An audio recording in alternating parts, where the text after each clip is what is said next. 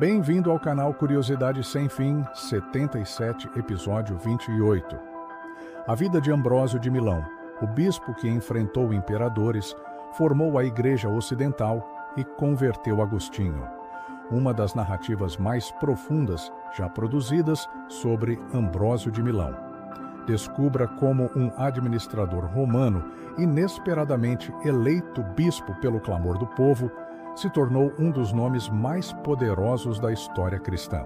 Aqui você vai conhecer o homem que enfrentou imperadores, transformou a liturgia, desafiou abusos políticos, defendeu a fé nicena e, acima de tudo, conduziu Agostinho de Hipona à conversão que mudou para sempre o Ocidente.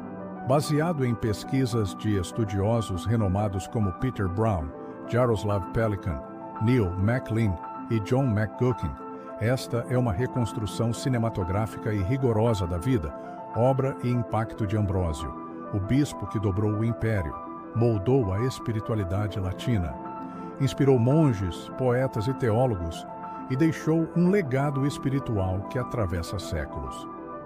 Prepare-se para mergulhar em uma história de coragem, fé, intelecto e autoridade moral.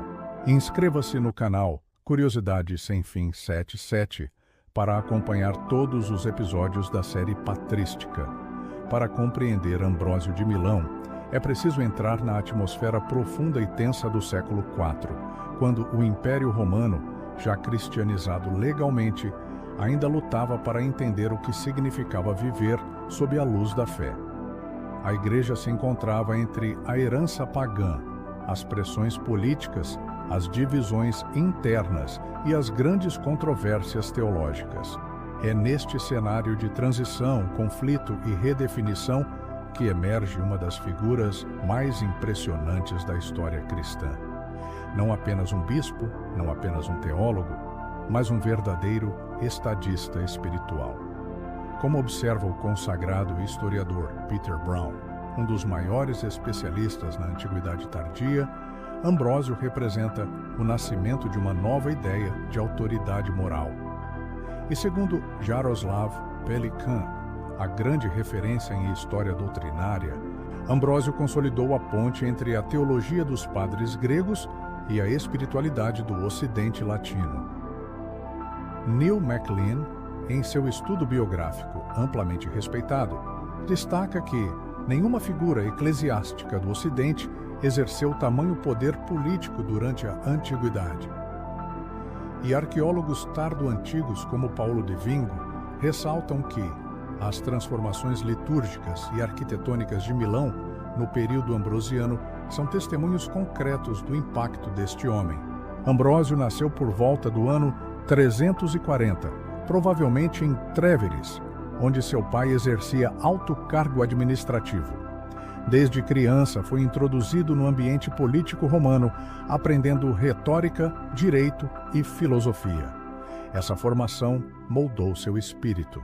Segundo Christopher Kelly, especialista em administração imperial, Ambrósio entendia o império por dentro, e isso seria decisivo. Ainda jovem, sua carreira civil o levou ao cargo de consulares da Ligúria e Emília, com sede em Milão. Isso o colocou no coração político do Ocidente, pois Milão havia substituído Roma como centro administrativo. A cidade era um caldeirão cultural. Pagãos, cristãos nicenos, cristãos arianos, filósofos, militares e representantes imperiais conviviam em tensão constante. Foi nesse contexto que ocorreu o momento mais dramático e famoso de sua vida.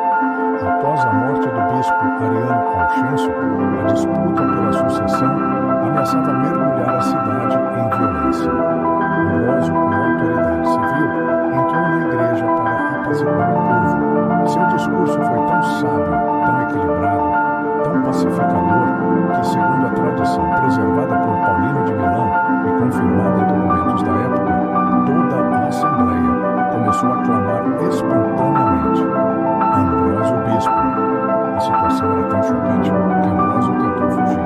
Ele não era batizado, ele não era clérigo, ele não tinha formação teológica formal, era um administrador do império, não um líder espiritual. Ele escreveu ao imperador dizendo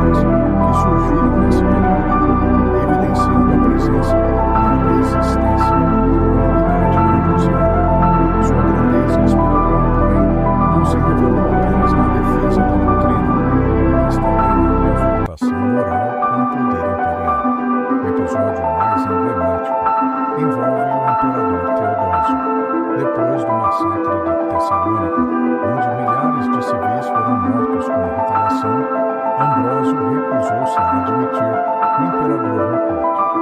Ele exigiu arrependimento público, e Teodósio, o homem mais poderoso do mundo, dobrou-se.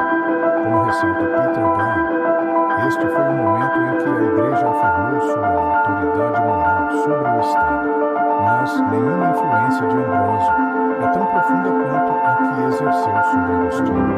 O jovem professor africano, brilhante, inquieto, atormentado por dúvidas filosóficas e existenciais, entrou na igreja apenas para ouvir sua oratória, mas encontrou algo muito maior. Em suas próprias palavras, registradas nas Confissões, Agostinho diz que as pregações de Ambrósio o ensinaram a penetrar o sentido espiritual das Escrituras. O impacto foi tão profundo que Agostinho mudou sua vida para sempre. Em 387, na Vigília Pascal, Ambrósio batizou Agostinho. Este evento, atestado por fontes patrísticas e confirmado pelo calendário litúrgico milanês, encerra um dos capítulos mais importantes da história espiritual do Ocidente. Ambrósio também deixou marca indelével na liturgia.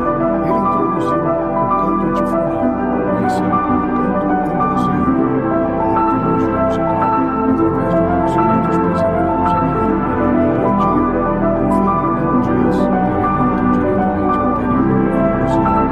Ele também compôs hinos de beleza intensa, entre eles Venilo Redemptor Gentil, ainda cantado hoje.